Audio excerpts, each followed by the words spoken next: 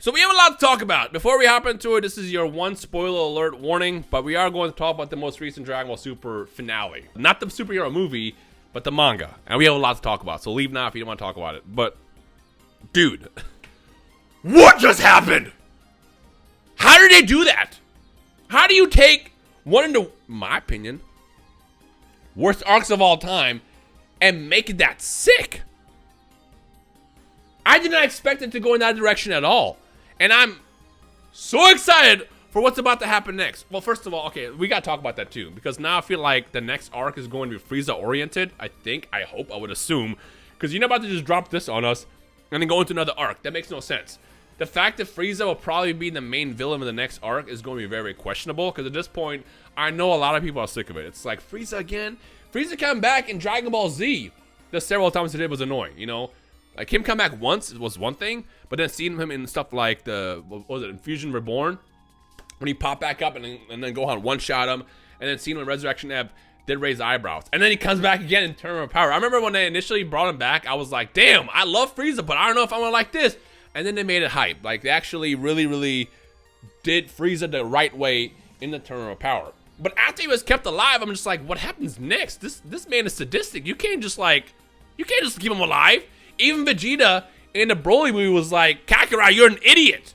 You brought back Frieza, you let him live. We gotta get ready for this. What if he trains? And Goku's all like, oh, well, you know, if that happens, we're gonna beat his ass. Goku just being selfish, just wants another person to fight, basically. But all those fears that Vegeta had were actually fully confirmed at the end of this gas arc. Like, god damn. Now, let's kind of backtrack for a second. When the last chapter ended, and it was Granola to beat Gas, I was kind of like, this is so lame. Like, I feel like it could have been done better. You know, one thing I was expecting to see is like Goku and Vegeta come together and they both use Ultra Instinct and Ultra Ego and they just beat the shit out of them. That's kind of like what I was expecting to see. And that kind of happened, but not really. And then Granola pops out of nowhere and then just one-shots Gas and then that's it. I'm like, that's how it ends? What happens next chapter? Are we going to just like say our goodbyes and then that's it? Turns out he's still back. This man pops back. He beats Goku and Vegeta, and then all of a sudden Frieza shows up and just one-shots him. And I'm like, you what? What? What? So it turns out, apparently, when the wish was made, Frieza, even though he was in Universe 7, he wasn't in the same realm. So technically, the strongest warriors at the time, the strongest warrior was Frieza, he just wasn't there. Apparently, he found basically a time chamber, a room of spirit of time, and he spent 10 years inside there. He spent 10 years in there and just kind of like created this new power that he has, and he called himself Black Frieza. And we see the form briefly come out, where he pops out, he one-shots. Well, he doesn't even use the form to beat Gas. He just kills Gas in his base form, punches him one time, and then calls it a day. And then he goes into his Black Frieza form and just one-shots Goku and Vegeta. He kills the heaters, basically, except for the last two, which he basically hires to be his chefs and I think like a janitor or something. And then he leaves. What kind of ending was that? Like, what? What? First of all, this is the part where my logic starts kicking in. Knowing Frieza's character, he would never just show up there like that and then just leave. Frieza would never do that. That man, literally the second he got his golden form, went to Earth, and he proceeded to like try to like kill Goku and Vegeta. Now, honestly, maybe he learned from that. You can probably argue there. Maybe he was all like, I can't make that same mistake. But at this point, when he one-shots Goku and Vegeta, who were by the way, were fully healed because Monaido healed them, he probably would have finished them. He probably would have like, let me kill you right now. But no, he decided to leave. And the main reason why is probably because he's going to set up the next arc. So it's like, what happens next? Because he was significantly stronger than Ultra Ego and Ultra Instinct. What happens next? Like, are we going to an era of Dragon Ball where it's basically going to be superhero at this point? Well, not superhero, Dragon Ball Heroes. Are we going into an era of Dragon Ball Heroes now where you'll see stuff like Ultra Ego Instinct Gogeta take on Frieza? Like, are we going there right now? Like, cause I don't know, but I'm kind of excited because I want to see what happens. But at the same time, I'm kind of like, damn, I don't know. But can we also point out how badass it was when he actually beat Gas? This man, I can tell that Toyotaro reads Marvel Comics. In case you don't consume Marvel, which I know some of you guys probably don't, In Marvel, one of the next villains in the MCU is going to be this guy named Kang the Conqueror. To show how crazy Kang the Conqueror was in the comics, there's a moment where the Avengers actually went and grabbed Thanos and they convinced him to fight together so they take out Kang. Kang shows up and he basically grabs Thanos and ages him to the point where he just becomes a skull and then he crushes the skull. Actually, I think he keeps the skull as a memento, I don't remember. But basically, he does that. And the same way that was drawn in the comics gave me the same vibes in here, because Frieza punches gas and this man just basically turns to dust. Like, he ages into dust, because I guess he was just basically, his life was about to be over anyways, and that's what happens. But you might argue that maybe his power was already gone, but when he saw Frieza, gas like powered up even more, and he seemed to be stronger than he was before, so he went all out, and all that was just met by one single gut punch, and then he won. And Frieza just won. So that entire 4 panels were insane. Suddenly, the last like year plus of granola BS that I just wasn't enjoying as much was like worth it.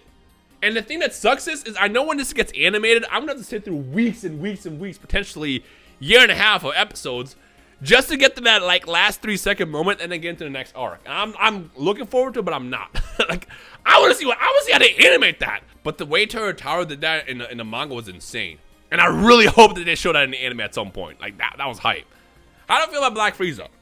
Again, it makes sense that he's going to achieve some kind of power, because Frieza is not about to just be sitting there existing in Universe 7 knowing that any moment Goku and Vegeta can pull up and just beat the shit out of him. Like, let's be real. This man trained, for 4 months and achieved his golden form, and then immediately went to planet Earth, and then he got asked me because he overestimated himself. Like, that's what happened. Now, you have Frieza that went through the turn on power where he got asked me by everybody, and then also, he was kept alive at the end of the arc, and now he has all the knowledge and experience of what happened last time to not make the same mistake twice. So the fact that this man spent 10 years training to achieve this new form shows that he's going to be a next level threat. Again, it's kind of weird that we're to the point where this is literally turning into like Dragon Ball Heroes.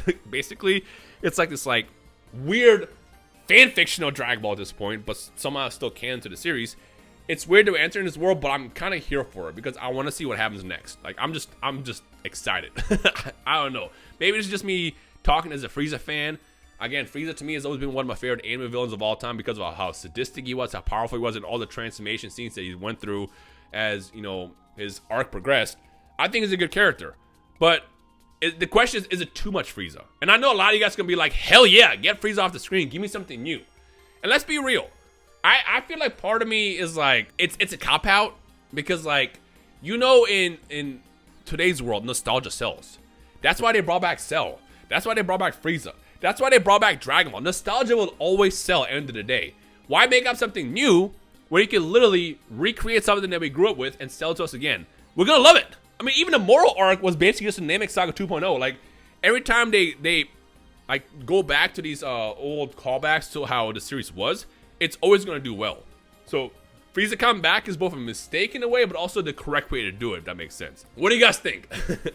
I still can't believe that happened. You know, it's funny just looking back. You can even look at my energy in my last review. I'm like, oh my god, it's finally over. And now I'm like, it's finally over. Why is it over? Don't end it on this. God damn, man. I'm excited. I want to see what happens next, but I also want to know which direction the show is going to go to, because this reminds me when Dragon Ball Z ended.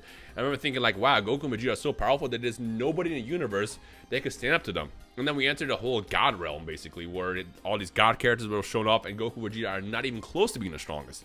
And now they achieved a point where they basically are the strongest again. They beat the strongest, and then you introduce someone like Gas, who literally just wished for it, and then now Frieza. Frieza's back. What happens next? I don't know.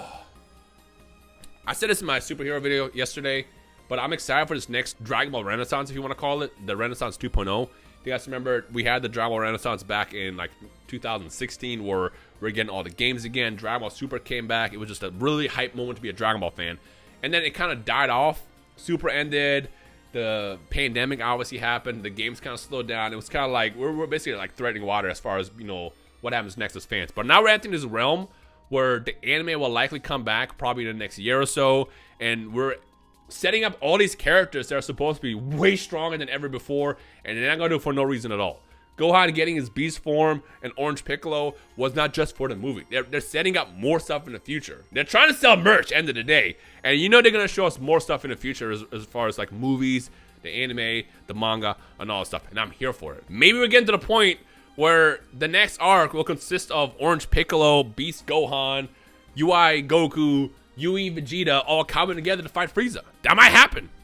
They might all fuse together into one being, like an ultimate fusion, to take this man out. I don't know. Like, anything can happen at this point. And there's that curious part of me that's like, let it happen. Because I want to see which direction it goes, and I want to see how to handle it, and I'm here for it. So yeah, comment section below. Let me know your thoughts about everything as far as how all that progressed for you. Are you a fan, not a fan? What did you like? What did you dislike? And feel free to kind of discuss it down below. No manga talk next month because they are taking a break so they can like basically prepare the next arc. But I am very, very curious to know what's going to happen next. And if you want to give me your best guesses what's going to happen next, feel free to let me know down below as well. So yeah. Okay, I'm going to end it right here. Tomorrow we'll be back with some more games. Again, I want to kind of take these last 2 days to talk about, you know, the stuff that happened with Superhero. If you haven't seen it yet, go check it out. And also if you want to check out that talk/review as well. Mostly a talk. I really want to call it a review. Then check out that on the channel as well from Dago. But as always, thank you guys for watching. I'll see you in the comment section below. Peace.